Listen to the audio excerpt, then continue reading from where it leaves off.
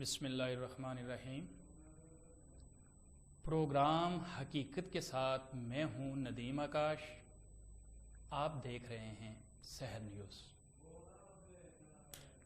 دوستو، ہر انسان ایک سوچ رکھتا ہے، چاہے وہ اچھی رکھے یا بری۔ انسان نے ساری زندگی اسی سوچ کے اندر گزارنی ہے جس سوچ کا وہ قائل ہے۔ اب اگر وہ مثبت سوچ رکھتا ہے تو مثبت رزلٹ آئے گا، اور اگر منفی سوچ رکھتا ہے تو منفی، کیونکہ انسان کا سب سے بڑا دوست انسان کی اپنی سوچ ہے، اور انسان کا سب سے بڑا دشمن انسان کی اپنی سوچ ہے۔ اب یہ آپ پہ منحصر ہے کہ آپ مثبت سوچ کے مالک ہیں یا منفی سوچ کے۔ دوستو، اپنی سوچ کے اندر دو چیزوں کو ضرور پیدا کرو: حوصلہ اور صبر۔ صبر اور حوصلہ یہ دونوں ایسی چیزیں ہیں جو آپ کے مسائل کو حل کر سکتی ہیں۔ چاہے آپ کسی بھی طرح سے مشکل میں گرے ہوں، کسی بھی طرح سے مشکل میں پھنسے ہوں، اگر صبر آپ کے اندر ہے تو آپ بہت اچھے طریقے سے اس چیز کو کلیئر کر سکتے ہیں، اس کا حل نکال سکتے ہیں۔ اب حوصلہ ایک ایسی چیز ہے، صبر کے بعد حوصلہ ایک ایسی چیز ہے جو آپ کو اس منزل کی طرف لے جاتا ہے۔ اب صبر کیا ہے؟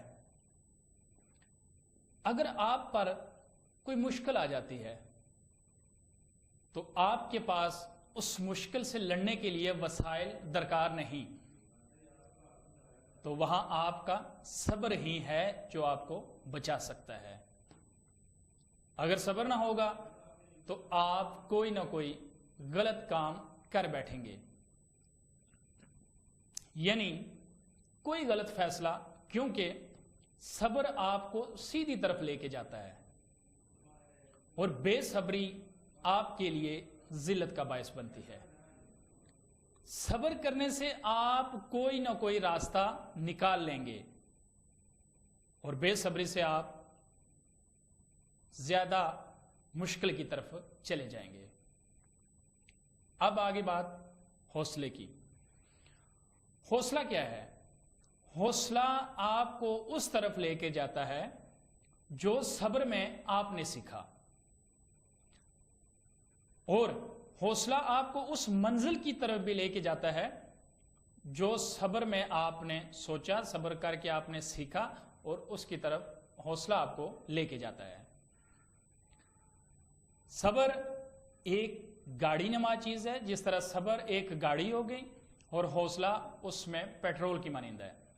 اگر گاڑی ہو اور اس میں پیٹرول نہ ڈالیں تو وہ چل نہیں سکتی ہے۔ اسی طرح صبر کے ساتھ حوصلے کا ہونا بہت ضروری ہے۔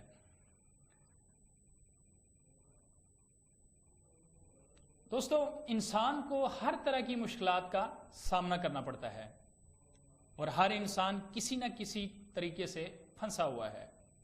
اب انسان اصل میں کہاں پھنستا ہے یہ ہم آپ کو بتاتے ہیں۔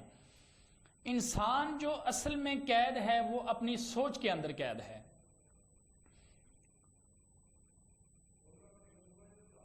اپنی سوچ کے اندر قید اس لیے ہے کہ انسان نے جو ایک سوچ بنا کے رکھی ہے وہ ساری زندگی اسی سوچ کے اندر ہی گزارتا ہے۔